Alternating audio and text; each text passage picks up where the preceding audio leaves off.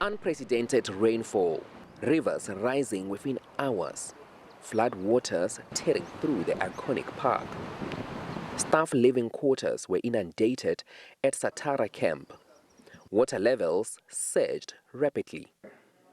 The scale of the destruction caused by the flood waters here in the Kruger National Park, it's unbelievable. The water came up to here in this house, and everything is damaged in this house. The only thing that was left is that certificate. The staff were dramatically rescued. They were helping each other using the broom, trying to come out from their houses so that other people can be able to go to the camp, because their houses were flooded. From the air, the devastation is clear. The Letaba River burst its bank, flooding large parts of the Letaba camp. Buildings were submerged. Bridges and access roads were not spared. Some structures have completely collapsed. The water current even pushed large trees beneath concrete bridges. And so currently the focus is on trying to get the infrastructure up and running. Obviously first focusing on access routes. So currently, as I said, the north and the south of the park are separated because of the damage to the Letaba high and low water bridges. And so that is a priority to be repaired. So getting access up and running, and as you can see in the camp that we are now, there's a lot of work going into getting services repaired. Obviously water, electricity, communication, supplies are quite important.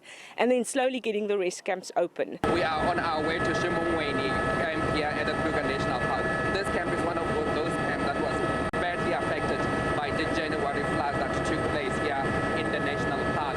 The park is still recovering from the devastation that took place here. A lot of damage is still being seen, and also the destruction is unbelievable. The camp remains closed due to severe infrastructure damage, and the park needs more than R500 million to rehabilitate the damaged infrastructure.